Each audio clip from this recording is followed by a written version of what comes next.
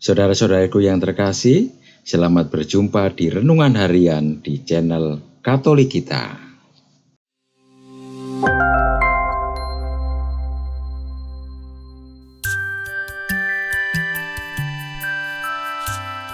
Hari ini, Rabu 30 November 2022, masa Advent yang pertama. Bacaan diambil dari Injil Matius bab 4 ayat 18 sampai dengan ayat 22. Pada suatu hari, ketika Yesus berjalan menyusur danau Galilea, ia melihat dua orang bersaudara, yaitu Simon yang disebut Petrus dan Andreas saudaranya. Mereka sedang menebarkan jala di danau, sebab mereka penjala ikan. Yesus berkata kepada mereka, "Mari ikutlah aku, dan kamu akan kujadikan penjala manusia." Lalu mereka pun segera meninggalkan jalannya dan mengikuti dia. Dan setelah Yesus pergi dari sana, dilihatnya pula dua orang bersaudara, yaitu Yakobus anak Zebedius dan Yohanes saudaranya, bersama ayah mereka. Zebedius sedang membereskan jala di dalam perahu.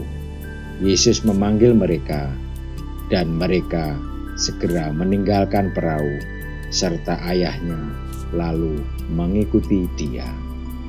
Demikianlah sabda Tuhan. Terpujilah Kristus. Saudara-saudariku yang terkasih, hari ini kita merayakan pesta Santo Andreas Rasul. Ayahnya bernama Yohanes, bekerja sebagai nelayan. Andreas juga bekerja sebagai nelayan. Ia bersama saudaranya Simon yang disebut Petrus, merupakan murid-murid pertama Yesus. Panggilan sebagai murid diterima Andreas dan Simon ketika mereka sedang menebarkan jala di danau. Mereka menjawab panggilan Tuhan itu dengan pergi meninggalkan jala mereka dan mengikuti Yesus. Andreas pergi meninggalkan jalannya ketika dipanggil oleh Yesus. "Mari ikutlah aku, dan kamu akan kujadikan penjala manusia." Kini Yesus memanggil kita menjadi murid-muridnya.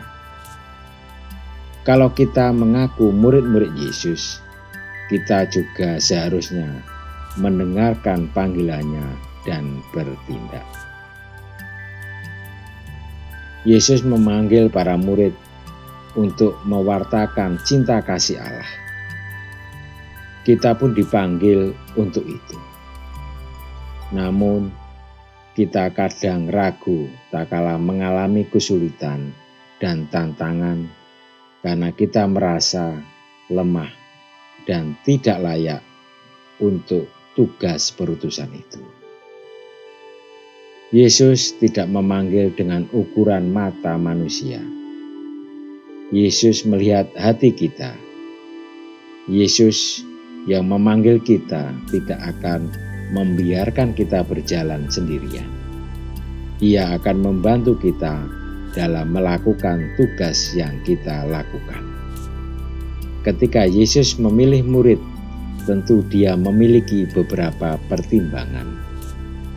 Dia memiliki rencana besar atas dunia ini yang akan diteruskan oleh muridnya. Namun anehnya, untuk tugas sepenting itu, dia tidak melangkahkan kakinya ke tempat di mana biasanya para bibit unggul berkumpul. Dia tidak ke sekolah teologia setempat untuk mencari beberapa murid terbaik, tetapi dia pergi ke tepi danau dan bertemu dengan beberapa nelayan. Dia menjumpai orang-orang yang sederhana, baik dalam hal pendidikan maupun pekerjaan. Dengan optimis, Dia memanggil mereka untuk dibentuk seperti yang Dia mau. Dia mengenal potensi yang diberikan Allah di balik kesederhanaan mereka. Marilah kita berdoa. Ya Allah, berikanlah kami hati dan sikap batin seperti Santo Andreas yang langsung menjawab panggilan-Mu. Bentuklah kami sesuai rencana-Mu. Amin. Saudara-saudaraku yang terkasih, terima kasih atas kebersamaannya di dalam renungan harian ini. Kita akan berjumpa kembali di renungan harian berikutnya. Berkah dalam.